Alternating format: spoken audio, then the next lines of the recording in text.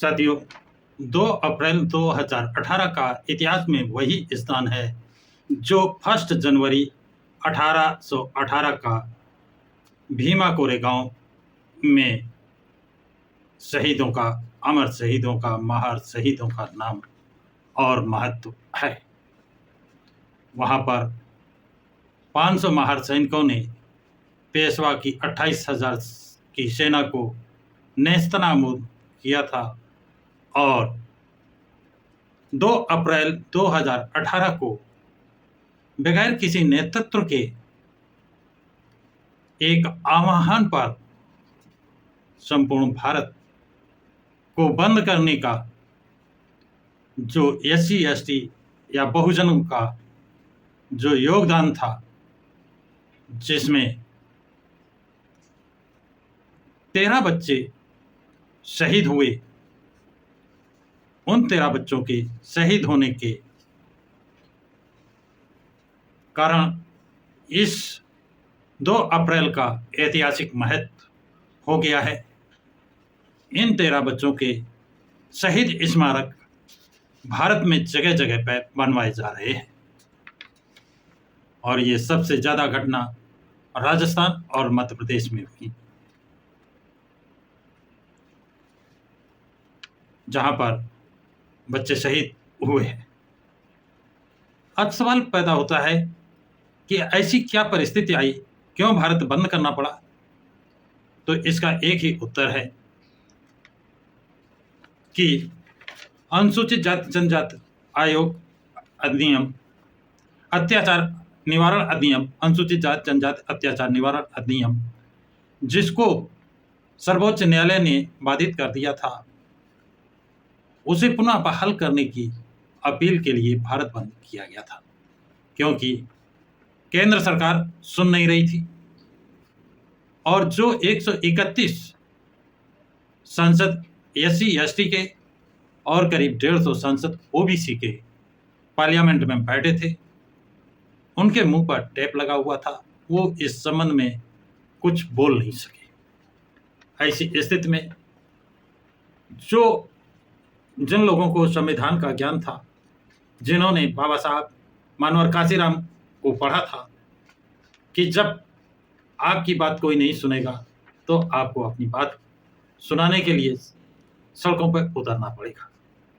इसके तहत बिना किसी नेतृत्व के लोग सड़कों पर उतरे, जिसके कारण विरोधी लोगों को मौका मिला और 13 बच्चे शहीद हुए। लेकिन इस घटना का इतना महत्व हुआ कि केंद्र सरकार को बाध्य होकर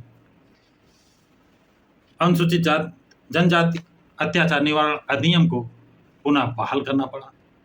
यह 13 बच्चों के शहीद होने का श्रेय है, जिसके कारण 2 अप्रैल 2018 भारत के इतिहास में ऐतिहासिक दिन बन गया है।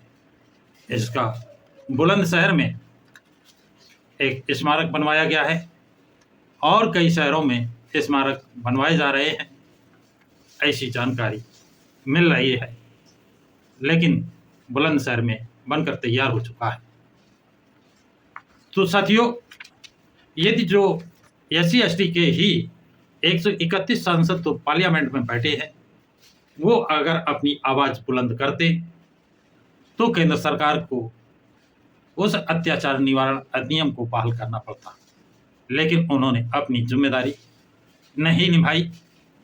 इससे आपको, अगर आपने मानवर काशीराम की चमचा युग पुस्तक का अध्ययन किया होगा अथवा बाबा साहब डॉक्टर भीमराव अंबेडकर का पूना पैक्ट के बाद जो उन्होंने स्टेटमेंट दिया था उसको पढ़ा होगा, तो ये साबित हो गया कि 131 जो सांसद ये प्रतिनिधि नहीं, ये चमचा शब्द मानवर काशीराम साहब ने यूज किया है। चमचा और दला ये बैठे हैं और ये आपकी बात नहीं, ये अपने स्वार्थ के लिए बैठे हैं। वैसे भी आप चमचा जानते हैं, चमचा अपने लिए नहीं करता है। चमचा जिसके हाथ में होता है वो हाथ जैसा इंडिकेट करता है, चमचा वैसा काम करता है। उदाहरण के लिए 2012 में समाजवादी पार्टी ने एक चमचे से, जिसका नाम था यशवीर धोबी, से प्रमोशन में आरक्षण विधेयक को पढ़वा दिया था।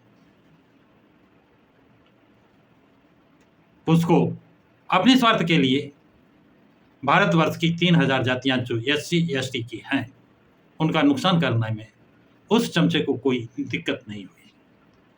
और जो लोग आज ये कहते हैं कि समाजवादी पार्टी संविधान को बचाएगी, उनकी मानसिकता में परिवर्तन आया है। ये परिवर्तन आया होता तो वो उस सांसद को 2024 में बिजनौर लोकसभा से उम्मीदवार न बनाते। इसका मतलब समाजवादी पार्टी के नीति और नियत में 2012 में जो उनकी नीति और नियत थी और 2024 में कोई परिवर्तन नहीं आया है।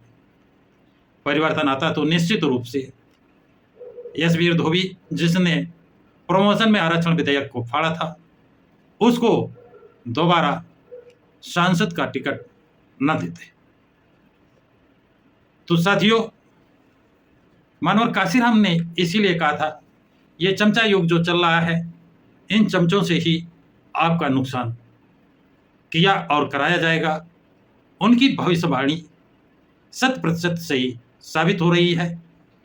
आप लोगों का इसके प्रति क्या राय है? ऐसे चमचों से सावधान रहे। आप ऐसे, ये चमचों का चयन भी तो आप ही करते हैं। ऐसे चमचों से चयन ना करें।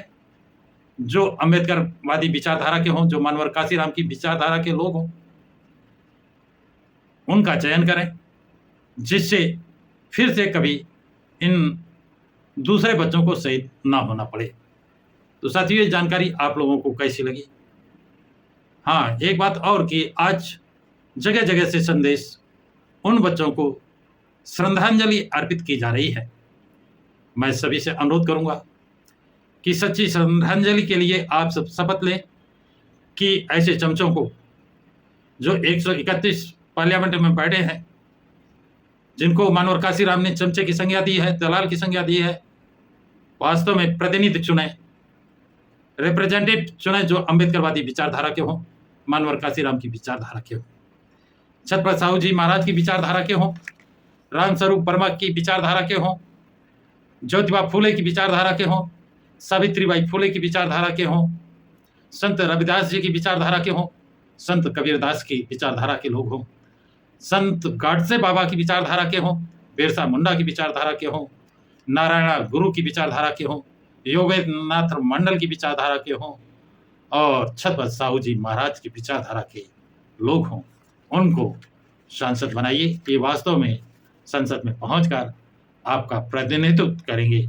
यदि आप चमचे चुनेंगे, दलाल चुनेंगे, तो वो चमचे और दलाली का काम ही करेंगे। तो साथियों, ये जानकारी आप लोगों को कैसी लगी? कमेंट बॉक्स में जरूर लिखें